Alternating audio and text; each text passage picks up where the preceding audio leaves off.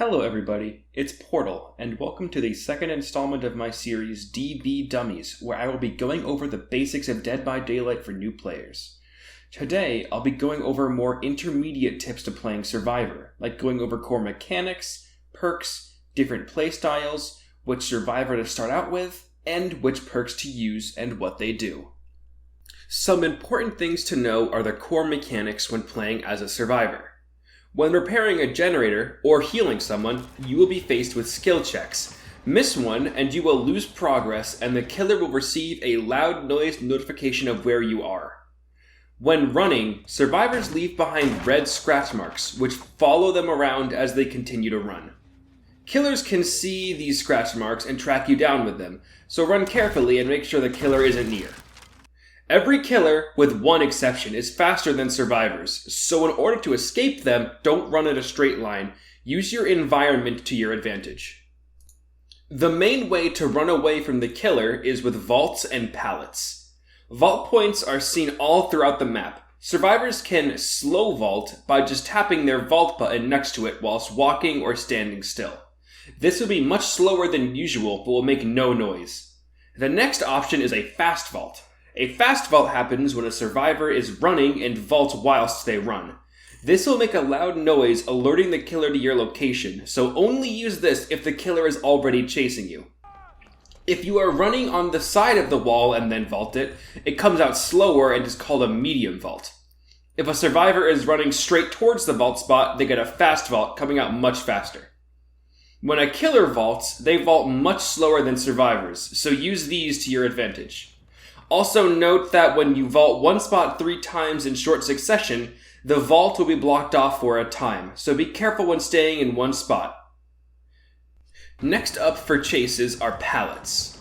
These, along with vaults, are the core of looping, which basically means running the killer around in a circle in one spot, trying to make as much time as you can for everyone else to either heal or repair generators. Pallets are an interactable object on the map. They can be used to do one of two things. First up is dropping them. You can slam a pallet down once, and only once, in order to block off a location for the killer. Slamming a pallet down will also make a loud noise notification to alert the killer where you are. Only use pallets if the killer is actively chasing you. If you slam the pallet down on a killer, they will be stunned for a short amount of time. Killers can also break these pallets, so don't rely on them too much because they are finite and do not come back. If a dropped pallet hasn't been broken, survivors can use this as a vault spot. You can also slow or fast vault at a pallet. There are no medium vaults at a pallet. If you are holding down the run button, you will automatically fast vault. There are also lockers around the map. You can enter them slowly or do a fast entry. Like almost every other fast action, you make a loud noise notification alerting the killer to your location. Almost never use this action for entering a locker. When in the locker, the survivor is hidden from sight, but if the killer searches a locker they suspect a survivor to be in, they will automatically put you on their shoulder, skipping all health states and the dying phase. When one survivor is left alive, they can escape through the hatch. The hatch makes a loud angelic noise and only appears if one survivor is left alive. If the killer closes it, it cannot be used and the exit gates are powered, giving the survivor one more chance to escape. Items are a core part of Survivor gameplay. You can choose one of many items. Medkits can be used to heal yourself or others at a fast rate. Toolboxes can be used to increase generator repair speed or sabotage a hook. Flashlights can be used to blind a killer, and can be used to make them drop a survivor they are carrying. Maps keep the location of many things throughout the map, and when used, will reveal them to you temporarily. Keys can be used to open the hatch if the killer has closed it. Each item has finite charges, and once all charges are gone, the item cannot be used for the remainder of the trial. Add-ons can change how items are used, giving them more charges or making them better in other various ways. Next up, I'll be going over perks. Each player can use only 4 perks per game, starting with 1 slot at level 1, but at level 5, 10, and 15 you unlock another slot. There are many general perks which can be found in any character's blood web and aren't specific to anyone in particular. Also note, each side has their own separate perks. Killers and survivors cannot use the other side's perks. Each character has their own 3 unique perks which are exclusive to that character and cannot be found in other characters' blood webs. Once you level up a character to level 30, 35, and 40, you can unlock these perks for other characters, and they will begin to appear in blood webs other than their own. Every perk is unique. For survivors, some are best suited for running away from the killer, some being best for healing and helping others, and some being used for repairing generators much quicker. Next up, I'll be going over different playstyles for survivors. Usually, your playstyle will depend on your perks chosen. The optimal way to play the game is to have 2 survivors working on repairing generators as fast as possible, 1 survivor focused on healing, and 1 survivor focusing on getting the killer's attention to distract them. However, at the start of your DBD journey, you will have very little access to characters and perks, so instead, you want to focus on specific characters and unlock their very strong beginner-friendly perks.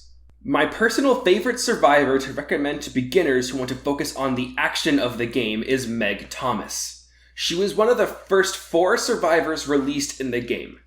Her 3 perks are Sprint Burst, Adrenaline, and Quick and Quiet. Sprint Burst lets you run incredibly fast for a short amount of time, but applying the exhausted status effect to you for 60 to 40 seconds. You cannot use Sprint Burst again until the exhausted effect is gone, and exhausted only goes away when you are not running. With Adrenaline equipped, and when the last generator is completed, you will instantly heal 1 health state if you are either injured or dying, and get the speed bonus of Sprint Burst. Adrenaline also ignores if you are exhausted and will be used instead, but will reset the exhausted timer once again. There are many other exhaustion perks, all being used for a quick way to run away from the killer, and all share the 60 to 40 second exhaustion status effect until you can use them again. Quick and Quiet makes it so whenever you make a rushed action, like fast vaulting or entering a locker quickly, the loud noise notification will not occur, meaning the killer will have the ability to see or hear what happened. This action has a 30 to 20 second cooldown depending on the rank of the ability. My other favorite survivor to recommend to those who want to be more careful and have a healing focused build is Claudette Morrill. Her 3 perks are Self-Care, Empathy, and Botany Knowledge.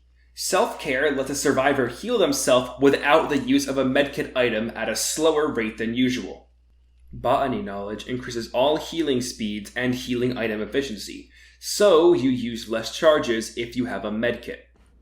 Empathy makes so that you can see injured survivors within 64 to 128 meters depending on level. Claudette is amazing if you want to focus on being the team's medic and to play much more safe.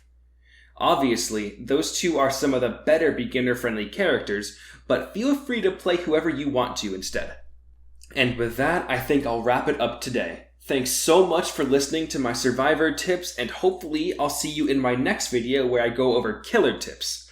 Also, stay tuned for my individual killer guides coming soon after that.